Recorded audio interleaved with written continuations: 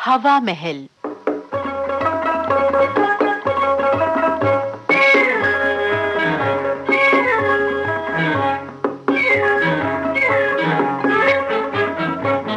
श्रोताओं, हवा महल में आइए आज सुनते हैं राजेश भदौरिया की लिखी और तस्वीर आबिदी द्वारा निर्देशित झलकी भक्त चरण के लड्डू। यार मनमोहन, क्या मजेदार लड्डू हैं। लगता है हमारे लिए खास तौर से बनाए गए हैं। मैं तो कहता हूँ यार कि लड्डू बनाने वाले ने चुन चुन कर अपने हाथों से मोतियों के समान बूंदी को प्रेम से चाशनी में डुबोकर हमारे लिए लड्डू की शक्ल में ढाला है। बड़ा शायर बनता है। अब एक लड्डू इधर भी तो सरका।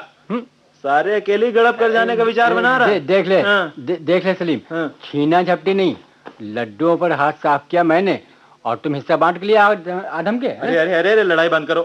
पहले लड्डुओं की खिदमत में शेर सुनिए। सुनाओ। किसी शायर ने कहा है, क्या? अर्ज करता हूँ कि बेसन की बूंदी और चीनी की चाशनी। बेसन की बूंदी और चीनी की चाशनी। बेसन की बूंदी और चीनी की चाशनी करीने से गढ़कर बन जाती है लड्डू। और हाथों की मेहनत और हुनर की बदौलत देखते ही देखते बन जाती है लड्डू। वाह वाह वाह यार, मजा आ गया। शुक्रिया, मजा आ गया यार। अब इसी बात पर किसी कवि का कथन। अरे अरे अरे, ये मुशायरा कवि सम्मेलन तो है नहीं।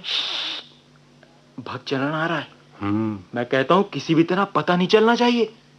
अबे अब क्या होगा? सुन, ऐसा कर, ये खाली डिब्बा इधर से हटाकर कहीं और रखे देते हैं। ठीक है। देख लिया तो सारा मजा किरकिरा हो जाएगा। वो डार्विन की थ्योरी के अनुसार आदमी और जानवर। अरे भाई सलीम, ये डार्विन की आओ भाई, थ्योरी पर बात कर रहे हो भाई। आओ भक्त चरण, कहाँ रह गए थे?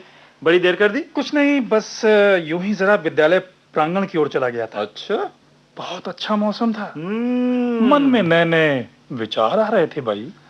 अच्छा किया भाई, अच्छे अच्छे और नए नए विचार आ रहे थे ना भाई। भक्तचरण के क्या कहने, जरा सा मौका मिला कहीं और इसके यहाँ नए नए विचार पैदा हो गए। जी हाँ, और एक हम है कि दिन भर किताबों में झक मारते रहते हैं, लेकिन एक भी आइडिया कमबख्त नहीं आता। और आता भी है तो बेसिर पैर का। लेकिन मनमोहन और सलीम, तुम लोग यहाँ क्या कर रहे हो?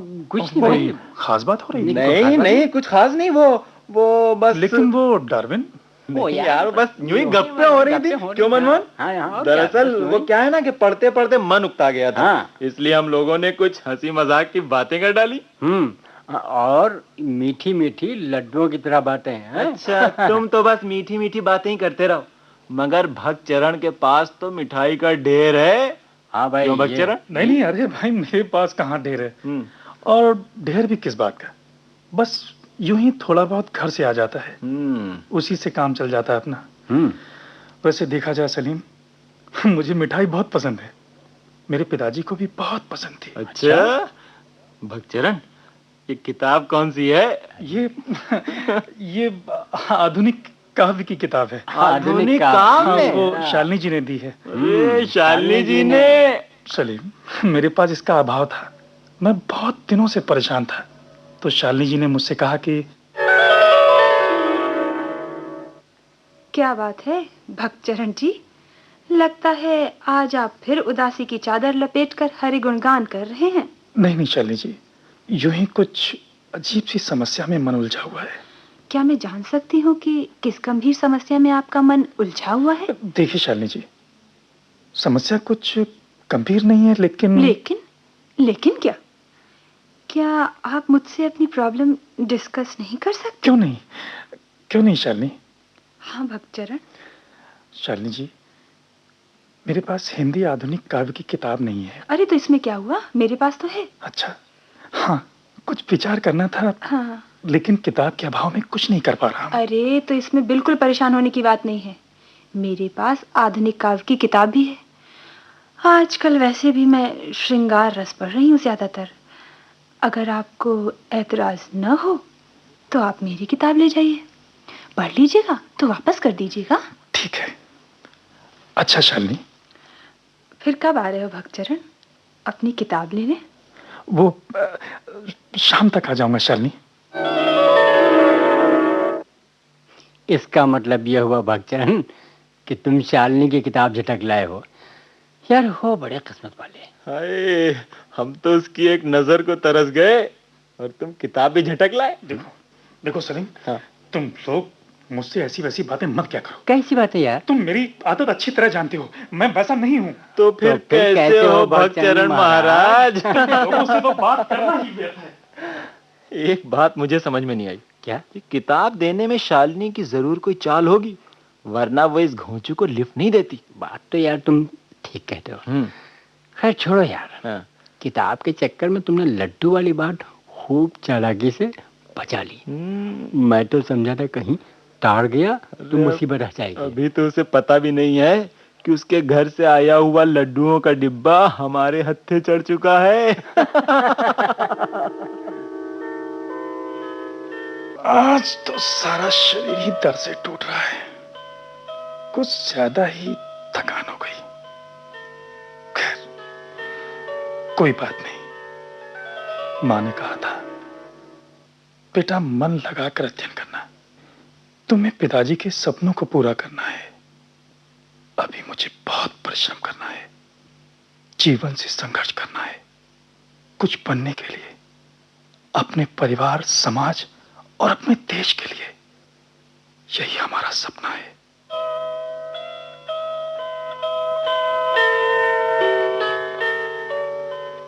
आधुनिक काव्य। अरे ये क्या?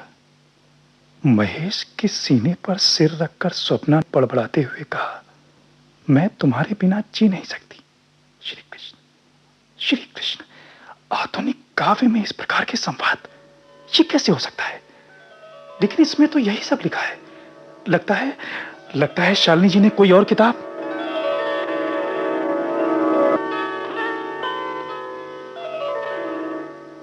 शालिनी जी, शालिनी जी। हाँ, कौन? अरे भक्तचरण, तुम मुझसे कुछ कहा? हाँ शालिनी जी, आपसे एक भूल हो गई है। भूल? कैसी भूल? क्या बात हुई? शालिनी जी, आपने मुझे कल आधुनिक काव्य के बजाय कोई और किताब दे दी थी। कोई और किताब? जी, ये लीजिए। ये मेरे किसी काम की नहीं। किसी काम की नहीं? अरे तो इसमें परेशानी की क्या बात है? कभी कभी ऐसी किताबें भी पढ़ लिया करो, मन हल्का हो जाता है। देखिए शालिनी जी, आप अरे भक्तचरण, अपने माथे से पसीने की बूंदें तो पोंछ लो। शालिनी जी, देखिए शालिनी जी, आप यही तो तुम में खूबी है भक्तचरण, तुम्हें इस जमाने की हवा नहीं लगी। हेलो। हेलो शालिनी जी। हेलो। अच्छा भक्तचरण, मैं चलती हूँ। ओके शालिनी जी। अरे भक्तचरण, तुम कहाँ थे? मैं तुम्हें कितनी देर से इधर उधर ढूंढ रहा हूँ। क्यों, क्या बात है? कोई जरूरी काम है? कोई खास नहीं। तुम्हारे भाई साहब आए थे। अच्छा। उनके हाथों में एक पैकेट था, मनमोहन और सलीम ने उनसे ले लिया था। अच्छा। कुछ बात भी हुई थी, क्या तुम्हें नहीं पता? नहीं, उन्होंने तो मुझे कुछ भी नहीं बताया। और हाँ, गेट पे मुझसे मुलाकात हुई थी। अच्छा। कह रहे थे चिट्ठी रह गई है, तुम्हें देने को कहा है। ये लो।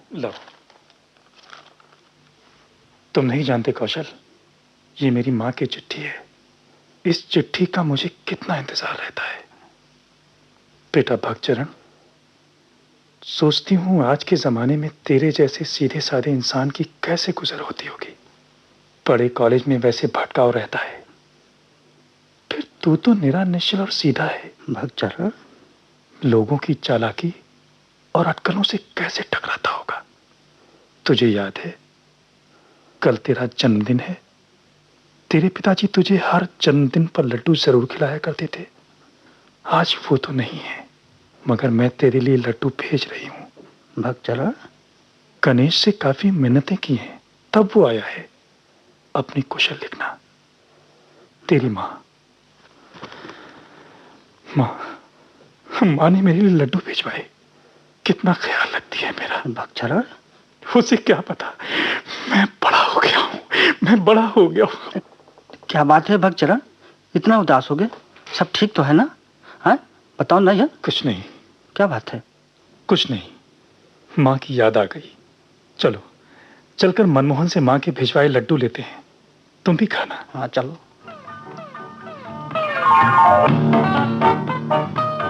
वाह, क्या तस्वीर!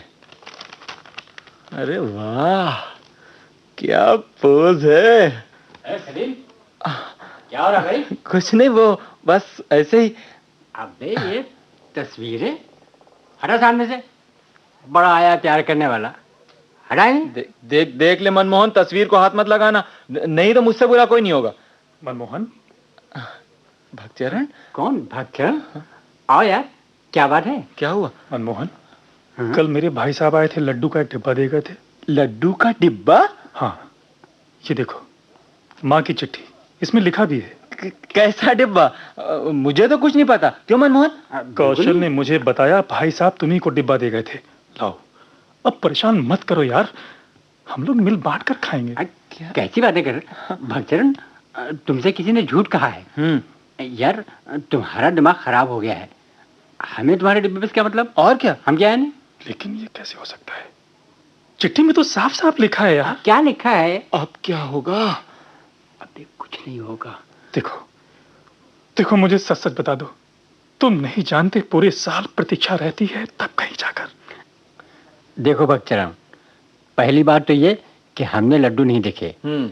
दूसरी बात, अगर तुम चाहो तो हम तुम्हें बाजार से लड्डू लाकर दे सकते हैं। नहीं मनमोहन, मुझे बाजार के लड्डू नहीं चाहिए। मैं जानता हूँ तुमने लड्डू, तुम सब लोगों ने मिलकर लड्डू खा लिए और तुम सब मुझसे झूठ बोल रहे हो। हाँ, झूठ बोल रहे हैं। क्या कर लोगे अगर खा लिए तो? कुछ नहीं कर सकता मनमोहन, वो साधारण लड्डू नहीं। अच्छा, वो लड्डू मेरे लिए क्या थे तुम नहीं जानते।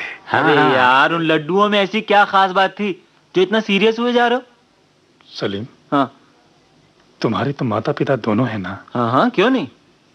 लेकिन मेरे पिताजी नहीं है। अरे मेरे पिताजी हर जन्मदिन पर मुझे लड्डू अवश्य दिया करते थे। यही सोचकर माँ ने मेरे लिए लड्डू भिजवाए थे। ओह, तुम कैसे कल्पना कर सकते हो मेरे लिए उन लड्डुओं का क्या महत्व था? वो बेसन और चीनी के लड्डू नहीं थे सलीम, वो मेरी माँ का आशीर्वाद था। यार मनमोहन, मामला तो बहुत सीरियस हो गया, अब क्या करोगे? भक्तचरण, हमें माफ कर दो। हम ये नहीं जानते थे कि ये लड्डू तुम्हारे लिए इतने महत्वपूर्ण हैं। हमने तो सिर्फ मजाक भर किया था। माफ कर दो भक्तचरण। इस तरह की मजाक फिर कभी किसी भक्तचरण से मत करना। माँ तो मुझे सीधा समझती है, आखिर तुमने भी मुझे सीधा समझकर ही ऐसा किया होगा। कोई बात नहीं।